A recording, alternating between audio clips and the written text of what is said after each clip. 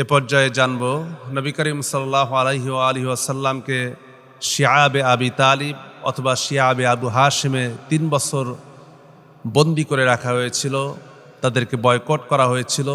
এটির প্রেক্ষাপট কিভাবে শুরু হয়েছিল এ সম্পর্কে আমরা জানব এবং সেখানে মুসলমানরা কি পরিমাণ কষ্টের মধ্য দিয়ে জীবন যাপন করেছে এবং সেখানে তারা কি পরিমাণ কষ্টের শিকার হয়েছে এবং তাদের সঙ্গে মুশরিকরা কি আচরণ করেছে, তারপরও তারা ঈমান থেকে দূরে সরে যায়নি। আমরা এই বিষয়গুলিকে জানার চেষ্টা করব। প্রথম অবস্থাটা শুরু হচ্ছে এখান থেকে। কুরাইশরা যখন দেখলো যে কোনোভাবেই মুহাম্মদ রাসূলুল্লাহ সাল্লাল্লাহু আলাইহি ওয়া আলিহি ওয়াসাল্লামকে দ্বীনের দাওয়াত থেকে বিরত রাখা যাচ্ছে না, বারবার বিভিন্ন রকমের প্রস্তাব আবু তালেবের কাছে এভাবে সেভাবে মুহাম্মদ রাসূলুল্লাহ সাল্লাল্লাহু আলাইহি ওয়া আলিহি ওয়াসাল্লামের কাছেও নানান ধরনের প্রস্তাব তারা পেশ করলো।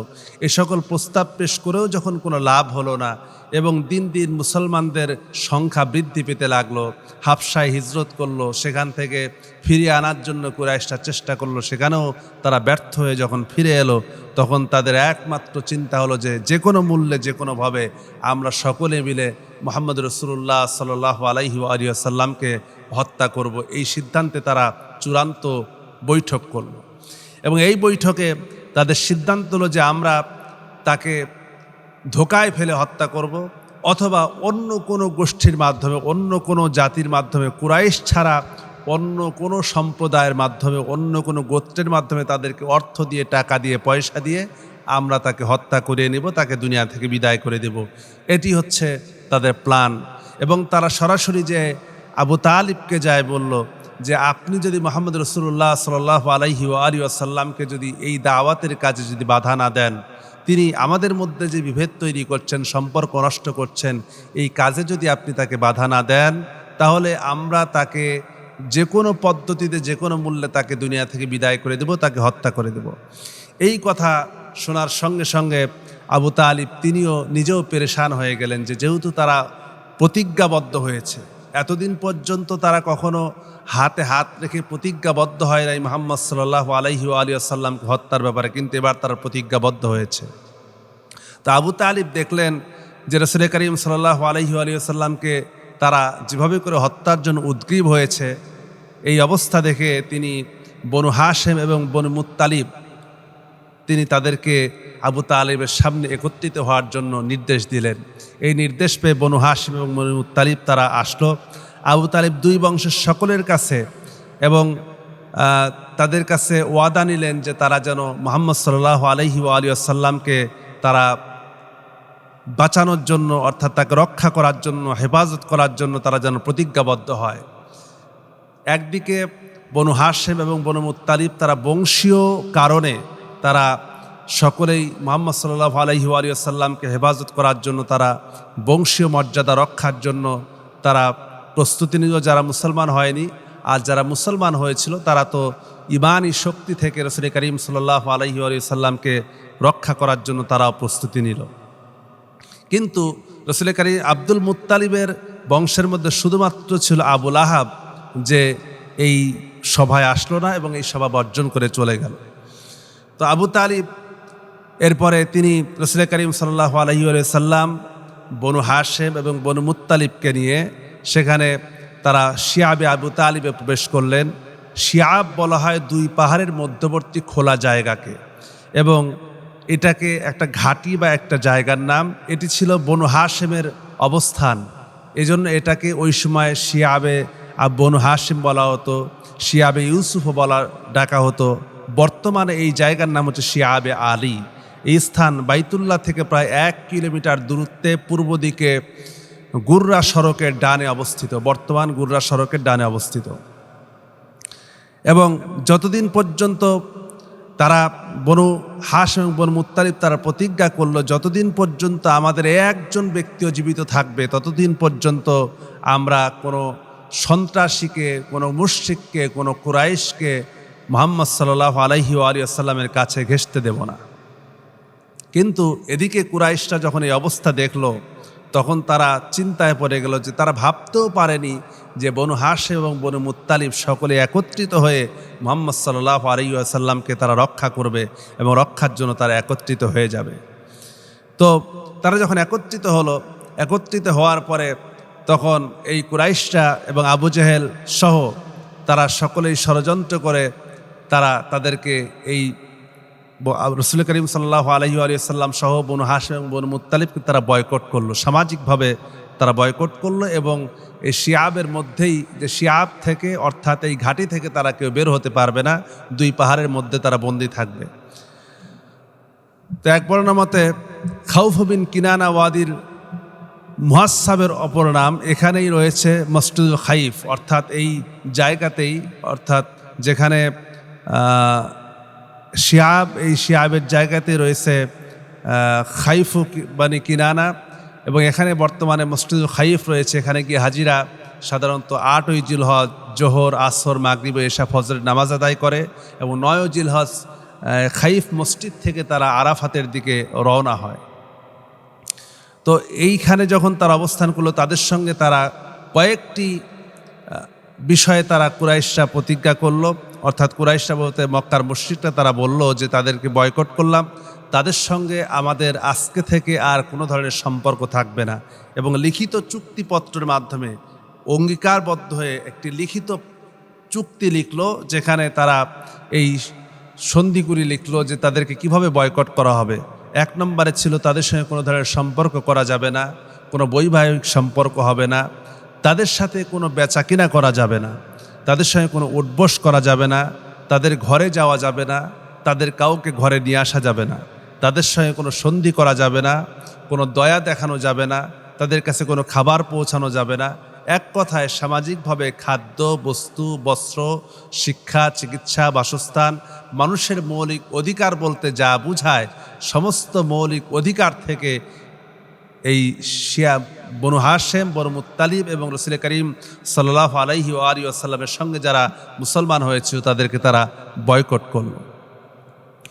এবং তারা যে অঙ্গীকারনামা লিখলো, অঙ্গীকারনামা লিখে সেই অঙ্গীকারনামার ভিতরে তারা 3টি সিলমোহর লাগালো।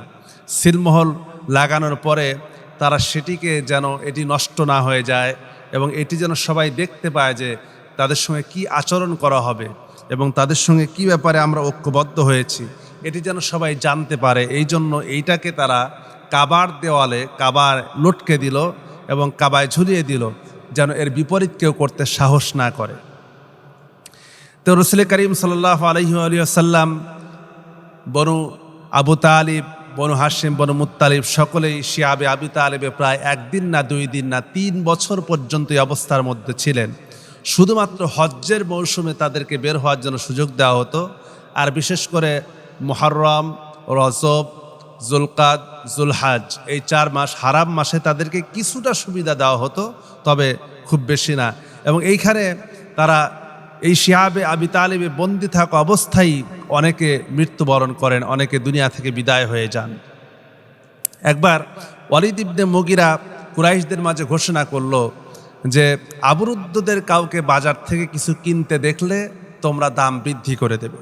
দেখেন কত বড় জুলুমবাজ হলে পরে এমন কথা বলতে পারে। সে বলল যে তাদের এই বনু হাশেম, বনু মুত্তালিব এবং মুসলমানদের কেউ যদি বাজারে কোনো কিছু কিনতে আসে সেটার দাম বাড়িয়ে দেবে, আর যদি তোমাদের কাছে টাকা নাও থাকে তবে অতিরিক্ত দাম দিয়ে সেটাকে বাকিতে ক্রয় করে রাখবে, আমি নিজে এসে টাকা পরিশোধ করে দেব, তারপরও তারা যেন কোনো খাবার খেতে না পারে।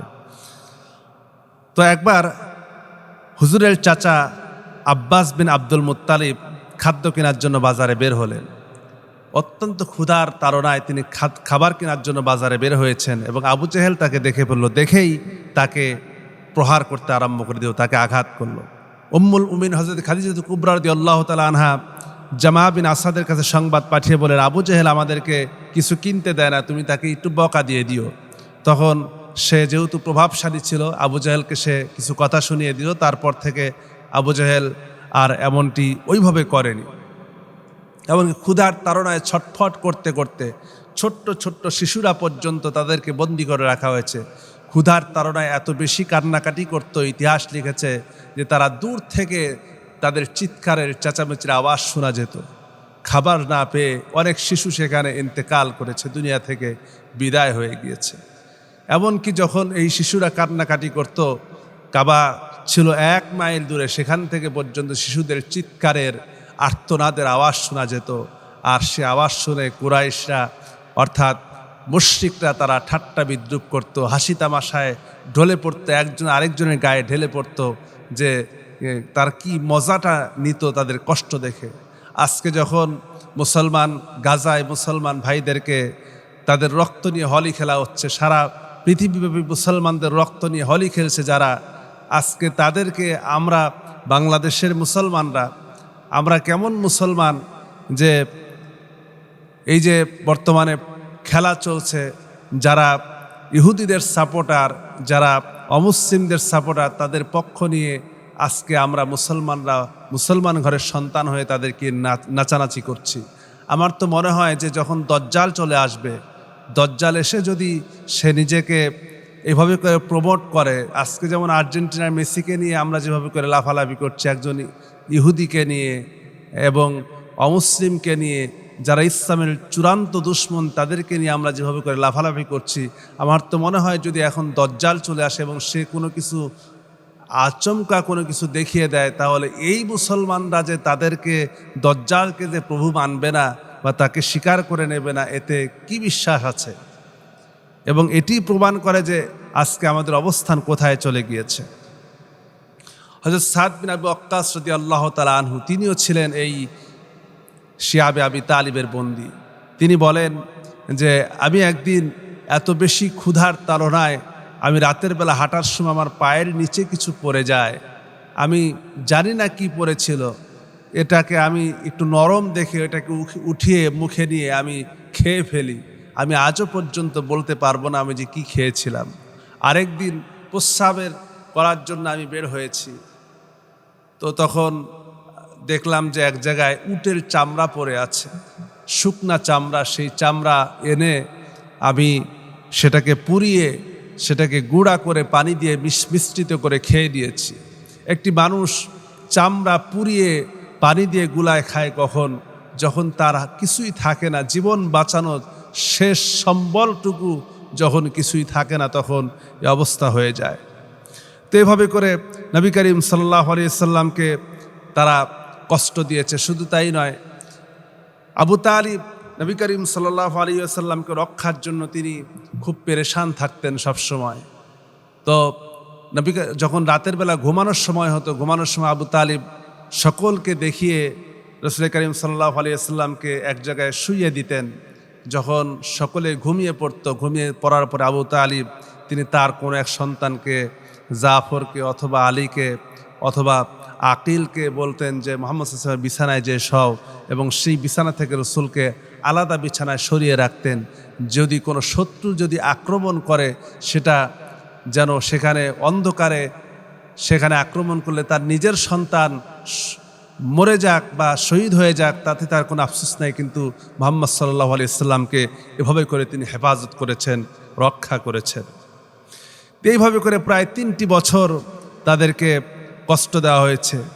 মুসলমানদের কাছে একবার হযরত খাদিজা রাদিয়াল্লাহু তাআলা আনহা, তার ভাতিজা হাকিম বিন হিজাম, একবার তিনি গম নিয়ে যাচ্ছেন, তার কাছে যে গম ছিল, গম খাবার হিসেবে দেওয়ার জন্য সে উপত্যকায় রওনা করেছেন। এমন সময় আবু জেহেল বাধা দিল, বলল যে খবরদার, এই গম তোমরা সেখানে পৌঁছতে পারবে না। তখন আবুল বখতারি সে তার আত্মীয় ছিল, সে এসে বলল, দেখো এই গম তো খাদিজা, সে ক্রয় করে রেখে গিয়েছিল, সেটা তার কাছে পৌঁছে দিচ্ছে, এখানে তুমি বাধা দেওয়ার কে? তুমি তো এখানে বাধা দিতে পারো না। তখন সে সেখান থেকে সরে গেল। এইভাবে করে বারবার এইরকম বিভিন্ন ক্ষেত্রে হিশাম বিন আমের, তিনি ছিলেন আত্মীয়তা রক্ষাকারী। তিনি যদিও মুশরিক ছিলেন, পরবর্তীতে মুসলমান হয়েছেন বলে পাওয়া যায়। তো তিনিও আত্মীয়তা রক্ষা করার জন্য মাঝে মধ্যে তিনি খাদ্যবস্তু গোপনে আবু তালিবের উপত্যকায় পৌঁছে দিতেন, শিয়াবে আবি তালিবে পৌঁছে দিতেন। তো একদিন তিনি 3 উট বোঝাই করে খাবার পৌঁছতে লাগলেন। তখন মুশরিকরা দেখে ফেললো, দেখে তাকে বাধা দিল এবং তাকে ধরে নিয়ে আসলো, এবং সে ভুল স্বীকার করলো যে আমি আজকে যা করেছি এইরকম কাজ আর কখনো করবো না, আমার ভুল হয়ে গেছে, আমাকে মাফ করে দাও। পরবর্তী দিনে সে আবার সুযোগ পেয়ে আবার যখন খাবার পৌঁছতে লাগলো, তখন তারা মুশরিকটা ধরে নিয়ে এসে তাকে প্রহার করেছে, তাকে আঘাত করেছে। তো আল্লাহ রাব্বুল আলামিন সিদ্ধান্ত নিলেন এবং তারা যে চুক্তিপত্র করেছিল, যে সন্ধি করেছিল, অর্থাৎ তাদেরকে বন্দি করার জন্য যে আইন পাশ করেছিল, সে আইন তারা যে কাবা শরীফের দেয়ালে লুকিয়ে ঝুলিয়ে রেখেছিল, আল্লাহ রাব্বুল আলামিন ওই পোকাকে আদেশ দিলেন যে এটাকে কেটে ফেলো। সামাজিক বয়কটের অঙ্গীকারনামাটি ওই পোকা যে পুরাটাই খেয়ে ফেলল, এবং শুধুমাত্র সেখানে লেখা ছিল বিসমিকা আল্লাহুম্মা, আল্লাহর নামে, এই অংশটুকু বাদে বাকি পুরা তাদের যে লেখা ছিল অঙ্গীকারনামা পুরাটাই তারা খেয়ে ফেলল। এইটা খাওয়ার পরে আল্লাহ রাব্বুল আলামিন ওহির মাধ্যমে রাসূল করিম সাল্লাল্লাহু আলাইহি ওয়া আলিহি ওয়াসাল্লামকে জানিয়ে দিলেন যে তাদের এই সন্ধি বা তাদের অঙ্গীকারনামা এটিকে নষ্ট করে দেওয়া হয়েছে। তখন আবু তালিব, রাসূল করিম সাল্লাল্লাহু আলাইহি ওয়াসাল্লাম আবু তালিব, তার চাচা আবু তালিবকে জানালেন। চাচা তো শুনে অবাক হয়ে জিজ্ঞেস করলেন যে ভাতিজা, তোমাকে এ কথা কে জানিয়েছে? তখন তিনি বললেন যে আল্লাহ রাব্বুল আলামিন আমাকে এই সংবাদ দিয়েছেন এবং তিনি আমাকে জানিয়েছেন। তখন আবু তালিব বলছেন, অবশ্যই তুমি, তোমার রব সত্য কথা বলেছেন এবং তোমার রব কখনো মিথ্যে বলতে পারেন না। এরপরে আবু তালিব বললেন যে তাহলে আমি এই খবর তাদেরকে দেই। এরপরে আবু তালিব কুরাইশদের শিয়াবে আবি তালিব থেকে তার কিছু লোকদেরকে নিয়ে যখন বের হয়ে আসছেন, কুরাইশরা সে বাধা দিল যে আপনি এখান থেকে বের হতে পারবেন না। তখন আবু তালিব বলল যে তোমাদের যে অঙ্গীকারনামা ছিল সেটাতে উই পোকায় খেয়ে ফেলেছে। এই কথা শুনে কুরাইশরা বলল যে এটা আমরা বিশ্বাস করি না। তো তখন তাদের সঙ্গে বাজি হলো। আবু তালিব বলল যে সত্যিই যদি তারা বলল সত্যিই যদি তা উই পোকা খেয়ে থাকে তবে তোমরা এই বয়কট থেকে বিরত হয়ে যাও, আর যদি না খেয়ে থাকে তাহলে আমি আমার ভাতিজা মুহাম্মদ সাল্লাল্লাহু আলাইহি ওয়া সাল্লামকে তোমাদের হাতে উঠিয়ে দেব, তোমরা তাকে চাইলে হত্যা করতে পারো, চাইলে জীবিত রাখতে পারো। তার কথা শুনে, আবু তালিবের কথা শুনে কুরাইশরা, মুশরিকরা বলল যে আপনি ইনসাফপূর্ণ কথা বলেছেন, আমরা আপনার এ কথায় রাজি। তারপরে তারা অঙ্গীকারনামা আনতে গেল। আনতে যেয়ে দেখে নবী করিম সাল্লাল্লাহু আলাইহি ওয়া সাল্লাম যা বলেছেন তা সত্য প্রমাণিত হয়েছে। রাসূল করিম সাল্লাল্লাহু আলাইহি ওয়া সাল্লামকে আল্লাহ তাআলা সত্য সংবাদ দিয়েছেন। কাফেররা যখনই দেখলো যে সত্যি সত্যি ওই পোকা তা খেয়ে ফেলেছে, তখন তারা তাদের কথা ঘুরিয়ে ফেলল এবং তারা এসে বলল যে আবু তালিব, এইটা নিশ্চয়ই তোমার ভাতিজার জাদু ছাড়া আর কিছুই না। আবু তালিব তখন বলল যে আমার ভাতিজা যদি জাদুকর হয় তাহলে তোমরা তো তার চাইতে বড় জাদুকর। এই যে তোমরা আমাদেরকে 3টি বছর পর্যন্ত, তোমাদেরকে কোন জাদুতে উদ্বুদ্ধ করলো 3 বছর পর্যন্ত আমাদেরকে শিয়াবের মধ্যে বন্দি করে রাখলে? তোমরা যদি জাদুর ধোকাতেই না পড়তে তাহলে তো এমনটি হতো না, অবশ্যই তোমরাও কোনো না কোনো জাদুর ধোকায় পড়েছ।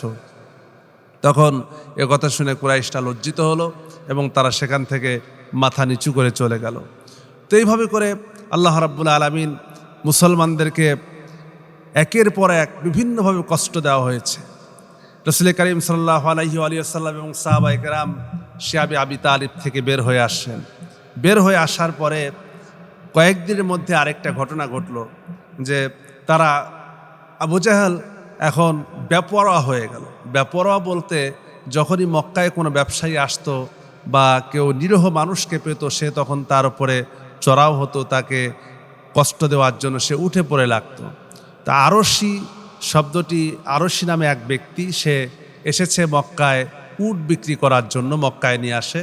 তো তার কাছ থেকে আবু জাহেল উটটা কিনে নেয় দামের কথা বলে, কিন্তু সে আর মূল্য পরিশোধ করে না এবং সে মূল্য পরিশোধ না করে তাকে তাড়িয়ে দেওয়ার জন্য চেষ্টা করে। তখন সে এসে কুরাইশের লোকদেরকে বলতে থাকে যে মক্কার কাবা শরীফের পাশে যারা ছিল তাদেরকে বলল, দেখো তোমাদের অমুক ব্যক্তি যদি এইভাবে করে আমাদের উপরে অত্যাচার করতে থাকে, বাইরে থেকে যারাই আসে তাদের সম্পদকে সে কেড়ে নেয় এবং তাদের মূল্য দিতে চায় না, এরকমটা যদি করতে থাকে তাহলে তো আমরা পরদেশি মুসাফির, আমরা আর কখনো তোমাদের এলাকায় আসবো না, ব্যবসাও হবে না। তো এই কথা শুনে কুরাইশদের কাছে সে যে বলছে আমাকে এটার মূল্য পাওয়ার ব্যবস্থা তোমরা করে দাও।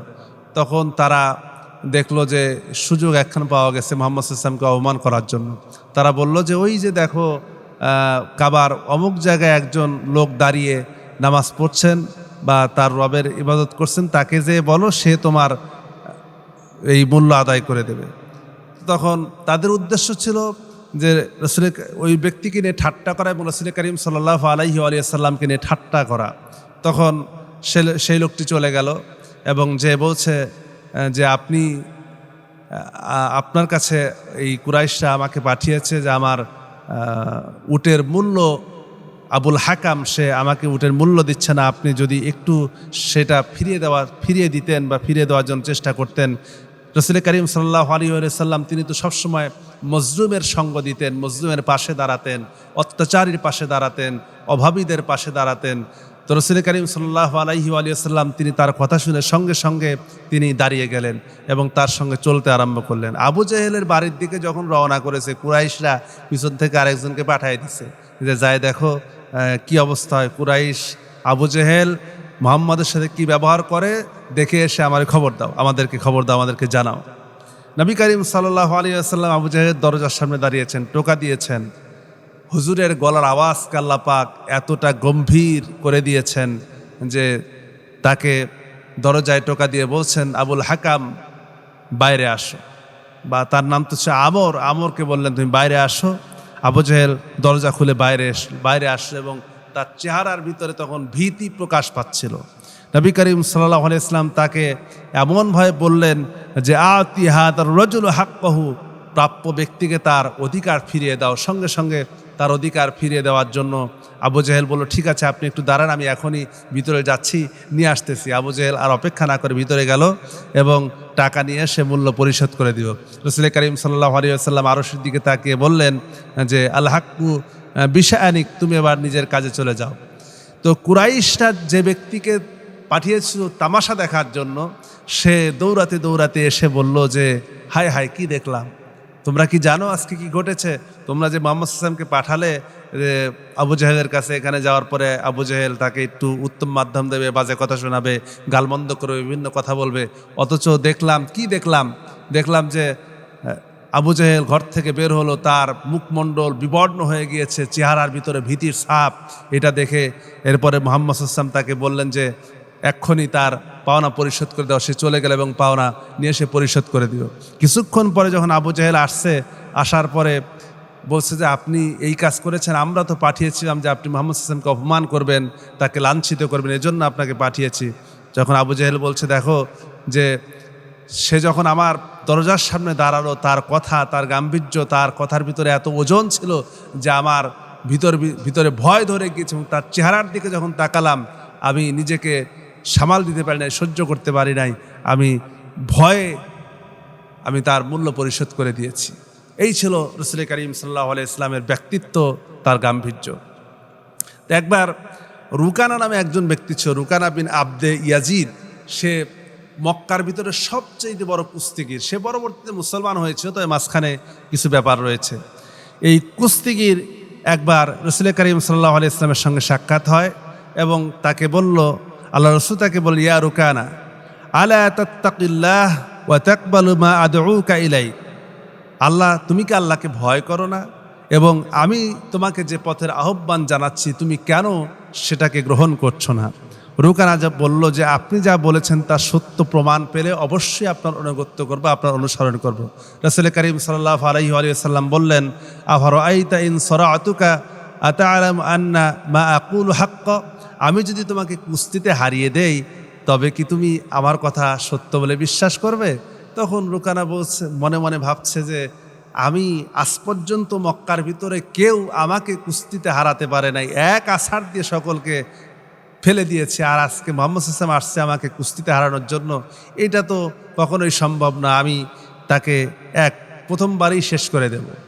তো এরপরে রাসূল করিম সাল্লাল্লাহু আলাইহি ওয়াসাল্লাম তাকে ডাকলেন এবং সে কাছে আসো, সে এত বড় শক্তিশালী পালোয়ান, আজ পর্যন্ত তাকে কেউ হারাতে পারেনি। আল্লাহ রাসূল শুধু তাকে ধরলেন, ধরার সঙ্গে সঙ্গে সে পড়ে গেল। তখন রাসূল সাল্লাল্লাহু আলাইহি ওয়াসাল্লাম তাকে বললেন যে কি ব্যাপার, তোমার হলোটা কি? ফাকম হাত্তি আসারি, এসো আমার সাথে কুস্তি লড়ো।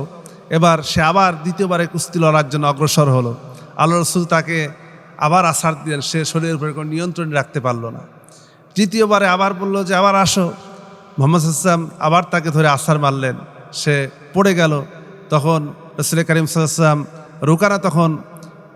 রুকানাকে মাটিতে ফেলে দেওয়ার পরে সে মনে মনে ভাবছে যে এইটা কেমনে সম্ভব, কি করে হলো। তখন সে বলছে, মুহাম্মদ আল্লাহর কসম, এটা বড়ই আশ্চর্যজনক যে আপনি আমাকে 2 বার বা 3 বার চোখের পলকে আছাড় দিয়ে ফেলে দিয়েছেন। তখন রাসূল করিম সাল্লাল্লাহু আলাইহি ওয়াসাল্লাম বললেন, আজাবু মিন দারিকা ইন শি'তা আন উরিয়াকা, তুমি যদি চাও তাহলে আমি এর চাইতেও বিস্ময়কর আশ্চর্যজনক জিনিস তোমাকে দেখাতে পারি, তবে শর্ত হলো ইন আত্তাকাইতাল্লাহ ওয়াত্তাবা'তা আমরি, যে তুমি আল্লাহকে ভয় করবে এবং আমার আনুগত্য করবে, অনুসরণ করবে। রুকানা বলল, জিজ্ঞেস করলো তা কি?